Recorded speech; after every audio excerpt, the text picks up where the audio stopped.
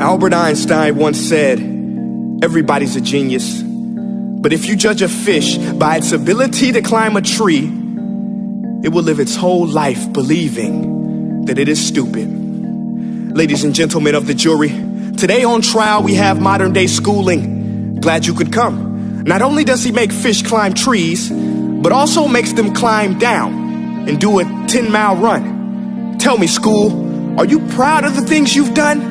Turning millions of people into robots, do you find that fun? Do you realize how many kids relate to that fish swimming upstream in class, never finding their gifts, thinking they are stupid, believing they are useless? Well, the time has come, no more excuses. I call school to the stand and accuse him of killing creativity, individuality, and being intellectually abusive.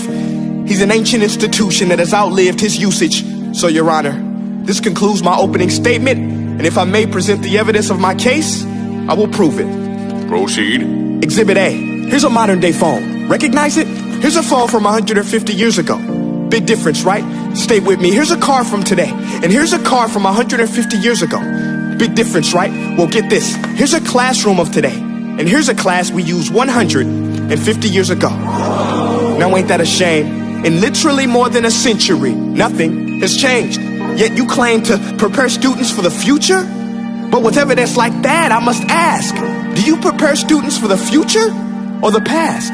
I did a background check on you and let the record show that you were made to train people to work in factories, which explains why you put students in straight rows, nice and neat, tell them sit still, raise your hand if you want to speak, give them a short break to eat, and for 8 hours a day, tell them what to think. Oh, and make them compete to get an A letter which determines product quality, hence grade A of meat. I get it. Back then, times were different. We all have a past. I myself am no Gandhi. But today, we don't need to make robot zombies. The world has progressed. And now we need people who think creatively, innovatively, critically, independently, with the ability to connect. See, every scientist will tell you that no two brains are the same. And every parent with 2 or more children will confirm that claim.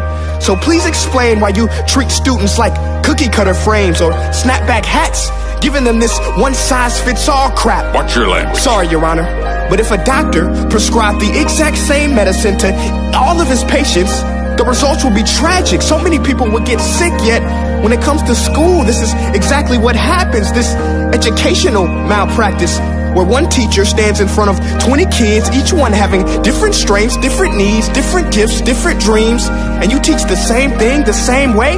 That's horrific. Ladies and gentlemen, the defendant should not be acquitted. This may be one of the worst criminal offenses ever to be committed. And let's mention the way you treat your employees. Objection. Overruled. I want to hear this. It's a shame. I mean, teachers have the most important job on the planet, yet they're underpaid? No wonder so many students are short-changed. Let's be honest. Teachers should earn just as much as doctors, because a doctor can do heart surgery and save the life of a kid.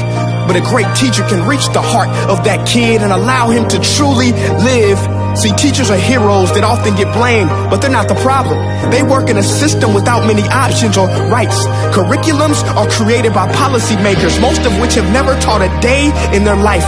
Just obsessed with standardized tests. They think bubbling in a multiple choice question will determine success. That's outlandish. In fact, these tests are too crude to be used and should be abandoned, but don't take my word for it. Take Frederick J. Kelly, the man who invented standardized testing, who said, and I quote, "These tests are too crude to be used and should be abandoned." Ladies and gentlemen of the jury, if we continue down this road, the results will be lethal. I don't have much faith in school, but I do have faith in people. And if we can customize healthcare, cars, and Facebook pages, then it is our duty to do the same for education, to upgrade it, change it, do away with school spirit, because that's useless.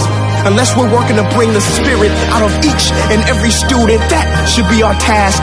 No more Common Core. Instead, let's reach the core of every heart in every class. Sure, math is important, but no more than art or dance. Let's give every gift an equal chance. I know this sounds like a dream, but countries like Finland are doing impressive things. They have shorter school days. Teachers make a decent wage. Homework is non-existent, and they focus on collaboration instead of competition. But here's the kicker, boys and girls. Their educational system outperforms every other country in the world. Other places like Singapore are succeeding rapidly. Schools like Montessori, programs like Khan Academy. There is no single solution, but let's get moving. Because while students may be 20% of our population, they are 100% of our future. So let's attend to their dreams, and there's no telling what we can achieve. This is a world in which I believe, a world where fish are no longer forced to climb trees. I rest my case.